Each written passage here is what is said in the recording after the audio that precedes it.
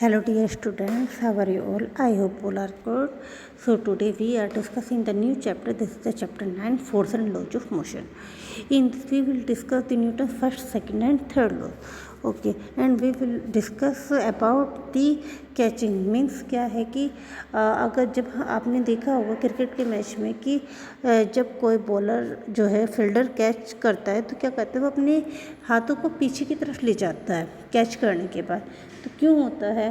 Okay, हम किसी चीज़ को जब ब्लैंकेट को फिर डस्ट निकालते तो उसको जर क्यों करते? जर का मीन्स उसको ऐसे क्यों करते हैं कि जैसे उसको झड़कती क्यों है, ठीक है।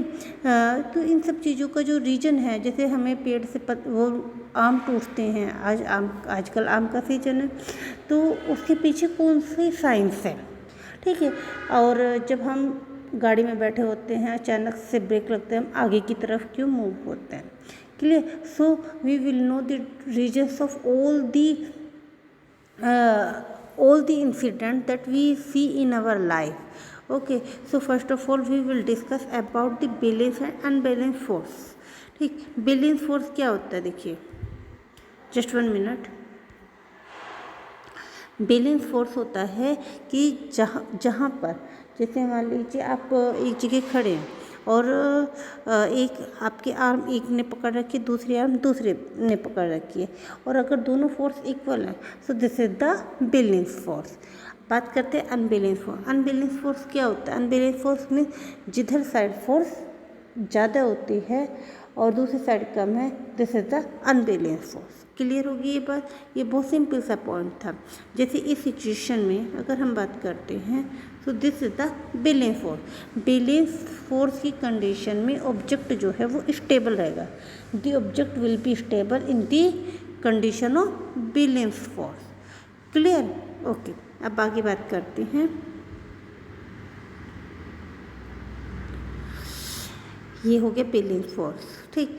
यहाँ पर देखिए ये दोनों जो हैं, ये देखिए दोनों ऑब्जेक्ट, दो फोर्स दो अलग अलग साइड रखे हैं अपोजिट साइड में, then this block is stable here, clear. और यहाँ पर क्या है, एक ही साइड में इस पर फोर्स लगा है, so this is unbalance force. So now we will discuss about the first law of motion. This is the first law of motion. First law of motion, this is the law of inertia. इसी क्या कहते हैं? Law of inertia. In law of inertia क्या कहता है? If any object is stable then will be stable. अगर कोई object stable है तो वो स्टेबल रहेगा, और अगर कोई ऑब्जेक्ट मोशन में है then it will be in motion. अगर कोई ऑब्जेक्ट स्टेबल है, जो स्टेबल रहेगा मोशन में तो मोशन में रहेगा। Till then we do not apply any force on it, जब तक कि हम उस पर कोई फोर्स अप्लाई नहीं करती। इसे कहते हैं लॉ ऑफ इनर्शिया। यानी उस किसी ऑब्जेक्ट के अंदर इनर्शिया की प्रॉपर्टी होती है। इनर्शिया क्या होता है? इनर्शिया की प्रॉपर्टी होती है स्टूडेंट्स कि जो जैसे एक जिद, हम जिसको बोलते हैं ना, जिद बच्चों के अंदर होती है कि जो हमें काम करना है, अगर मैं बैठा हूँ तो मैं तो बैठा ही रहूँगा। अगर कोई बच्चा ये कह रहा है कि मैं तो दौड़ रहा हूँ, मैं तो दौड़ते रहूँगा, वो किसी की नहीं सुनते, ठीक है ना। तो दिस इज द इनर्शिया। यही होता है ऑब्जेक्ट के अंदर। आप कहते हो कि नहीं मैम, कोई बॉल जल रही होती है तो वो आगे जाके रुक जाती, it stops after some time, after a interval, but it takes force. There are some forces that apply on it. इस पर कुछ फोर्स होते हैं, such type of friction force.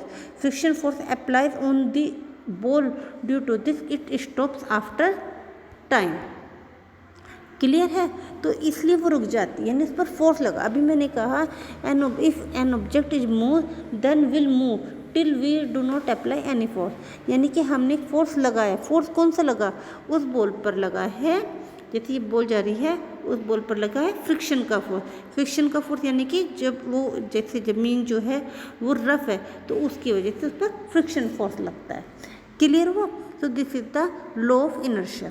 अब देखिए, जैसे कि हमने अभी एग्जाम्पल की बात की थी कि how can we pluck the mangoes from the trees. ये आपका मैंगो है, ठीक, ये सॉरी ट्री है, यहाँ पे इसके मैंगो लगे हुए हैं। क्लियर है? अब क्या होता है, देखिए ये लीफ है, हमने शेक किसको किया? हमने ब्रांच को शेक किया, ठीक है।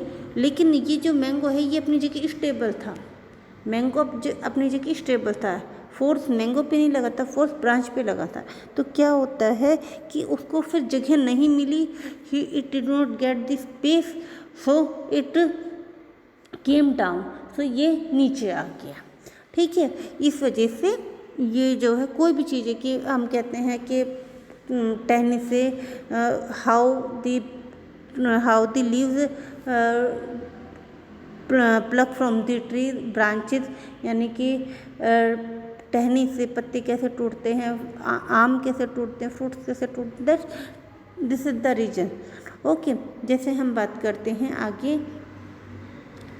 एक सेकेंड, हाँ, हम बात करते हैं कि अगर हमारी गाड़ी चल रही है and we apply a brake on it, then why we move towards.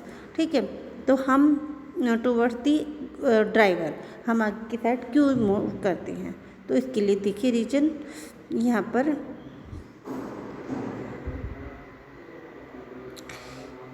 इसके लिए ये हो गया आपका, एक सेकेंड, ये आपकी गाड़ी है।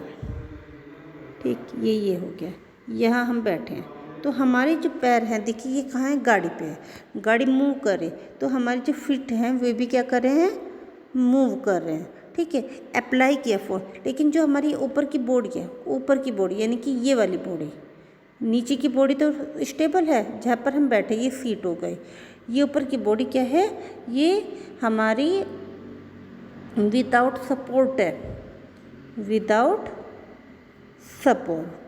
क्लियर। अब जैसे ही हमने फोर्स लगाया, ये फोर्स लगाया, ये रुका, तो हमारे जो लेग्स हैं वो भी रुक गए, लेकिन ये वाला पोर्शन आगे की तरफ मूव कर गया, क्योंकि जो चीज़ स्टेबल है और अगर हम उस पर फोर्स लगाएंगे, ठीक, तो एकदम से वो आगे की तरफ मूव करेगी। So this is the first law of motion और लॉ ऑफ इनर्शिया। इतना क्लियर हुआ।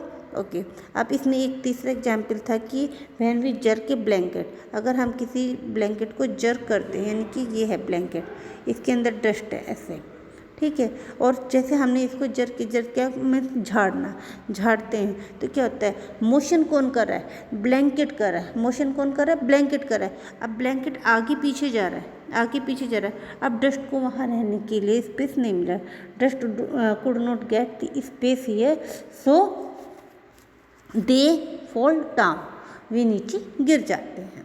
सो this is the first law of motion. क्या कहता है first law of motion, again कि if any object is in rest, so in rest, or if any object in motion, so in motion, till we do not apply any force on it.